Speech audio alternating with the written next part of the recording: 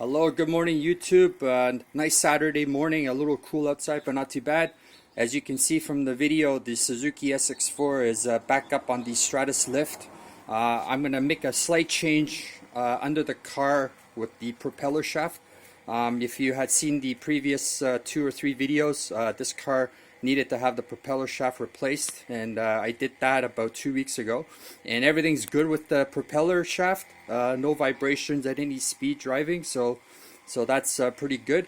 But what I'm planning to do today is take out the drive shaft bolts that bolt the propeller shaft to the rear diff and the transfer case, and when I get one of the bolts out, I will show you the reason why I'm doing that, so hang tight.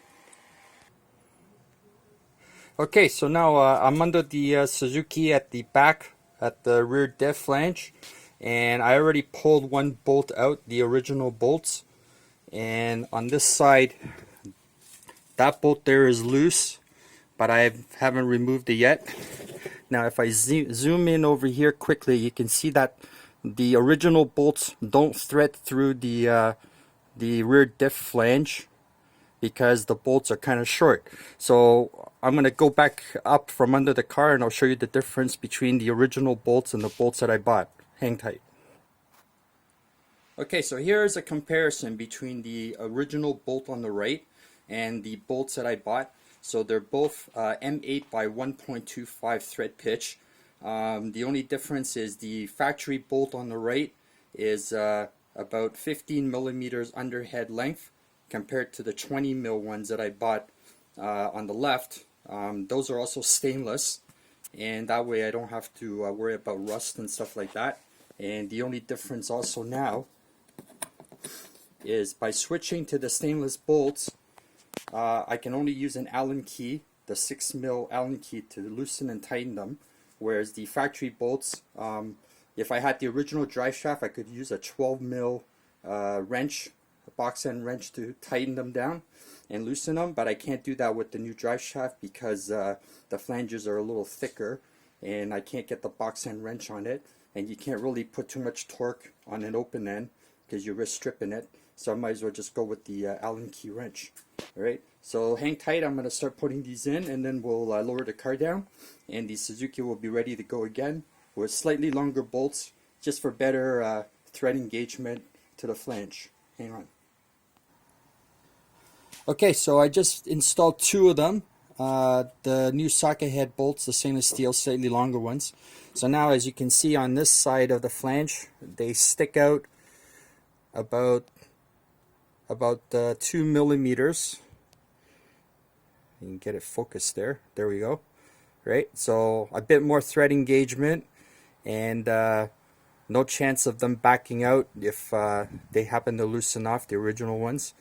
And having new lock washers and everything, it just holds the torque better, obviously, than the original bolts, where the lock washers were starting to flatten out. So torque retention may not be that great over time, especially the drive shaft spins fairly quickly, obviously, when you're driving, especially on the highway.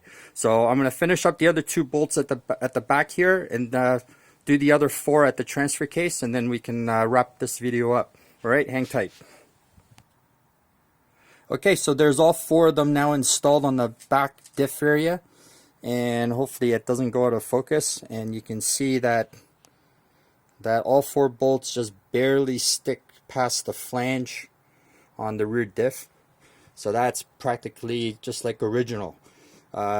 Keep in mind that the new drive shaft, if you notice, the flanges here are a little thicker than on the original drive shaft, which is why I wanted to go with the longer bolts.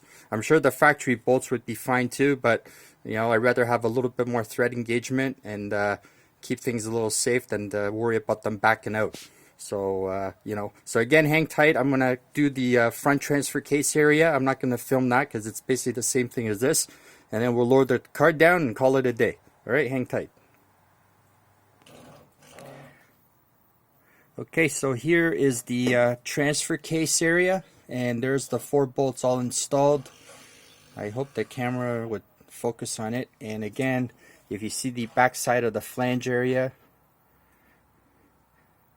you can see that the bolts barely stick through past the flange, which is what you want. So you have a nice thread engagement there, and these bolts are not going to back out with the drive shaft spinning at speed. Alright, so hang tight. Alright, so there's all 8 factory bolts removed, and I'll hang on to these. I'm not going to toss them because you never know. Might need to put them back sometime in the future, who knows. And so now we'll get the SX4 back down, and it's ready to go back on the road with a perfectly working drive shaft and proper bolts to retain it. Okay, so now it's time we'll drop the Suzuki back down, and just like the other videos that I've shown before, we have to raise the car slightly, let it disengage the locks, and then it'll come back down nice and slow. Alright, just keep an eye on it.